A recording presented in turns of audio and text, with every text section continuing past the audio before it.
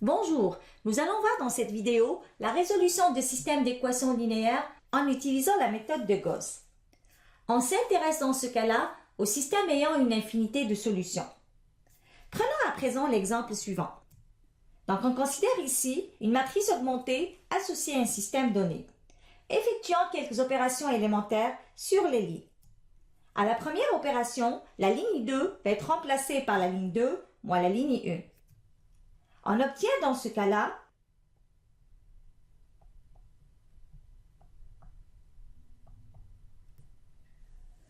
Continuons maintenant avec l'opération suivante où la ligne 3 va être remplacée par la ligne 3 moins 3/2 la ligne 2. On obtient ainsi la matrice suivante.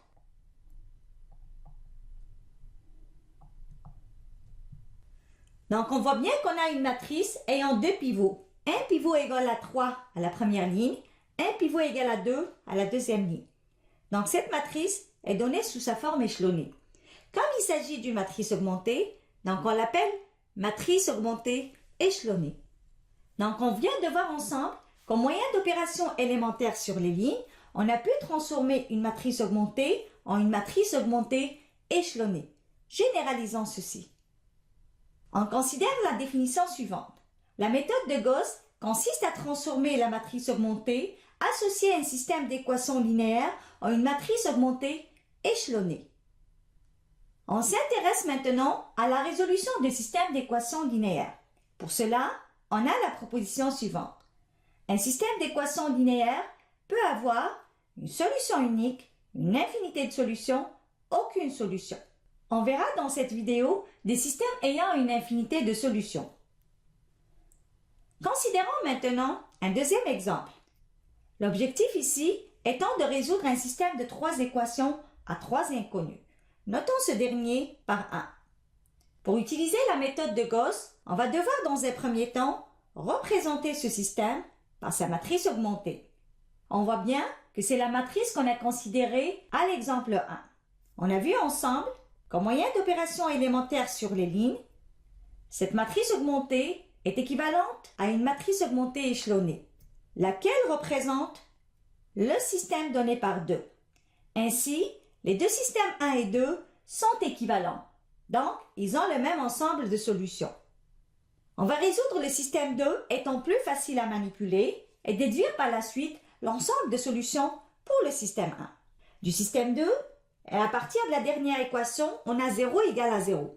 C'est une équation qui est toujours vérifiée. À la première équation, on peut isoler x1 qui est égal à moins 3 plus 3x2 moins 4x3.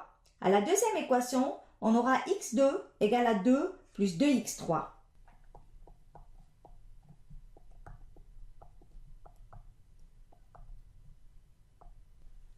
En remplaçant maintenant x2 dans la première équation, on obtient x1 égale à 3 plus 2x3, x2 égale à 2 plus 2x3.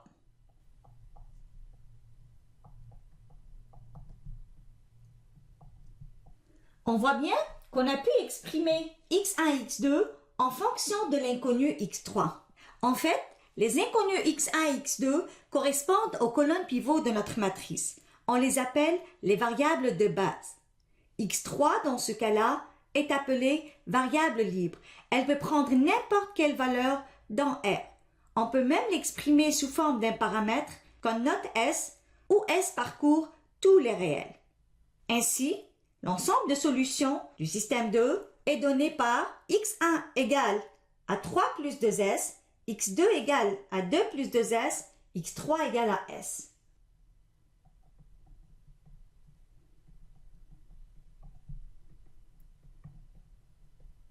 On voit bien qu'à chaque fois qu'on attribue une valeur pour S dans R, on obtient une solution x1, x2, x3 pour le système 2. Prenons par exemple le cas où S égale à 0. Donc, on obtient ainsi x1, x2, x3 étant égal à 3, 2, 0. Maintenant, pour S égale à moins 1, on obtient x1, x2, x3 étant égal à 1, 0, moins 1. Donc, on voit bien que le système 2 admet une infinité de solutions. Comme le système 1 est équivalent au système 2, on peut déduire que le système A a pour solution x1, x2, x3 étant égal à 2s plus 3, 2 plus 2s, s où s est dans R. Définissons maintenant les variables de base et les variables libres. Les variables de base, ou ce qu'on appelle aussi les variables principales, sont les inconnues aux positions des pivots de la matrice échelonnée. Les autres variables sont les variables libres. Prenons maintenant un troisième exemple. On voudrait ici résoudre un système de 3 équations à 5 inconnues. Notons ce dernier par 1. Donc, pour utiliser la méthode de Gauss, on devrait représenter ce système par sa matrice augmentée.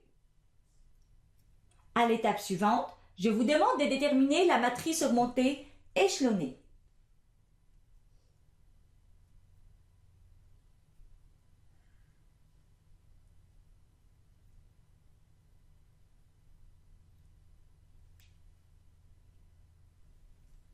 Donc, au départ, on avait le système noté par A. On l'a représenté par sa matrice augmentée. Au moyen d'opérations élémentaires sur les lignes, cette matrice augmentée a été transformée en une matrice augmentée échelonnée. Cette dernière représente le système noté par 2. Donc, les deux systèmes 1 et 2 sont équivalents. Donc, ils ont le même ensemble de solutions.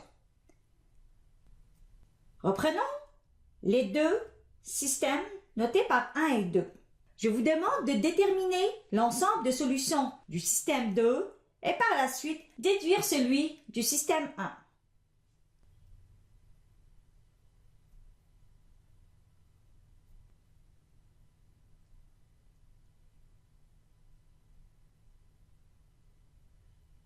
En résumé, nous avons vu aujourd'hui la résolution de systèmes d'équations linéaires en utilisant la méthode de Gauss. On a vu que la méthode de Gauss consiste à transformer un système donné en un système qui lui est équivalent, mais qui est plus facile à résoudre. Ceci se fait au moyen d'opérations élémentaires sur les lignes.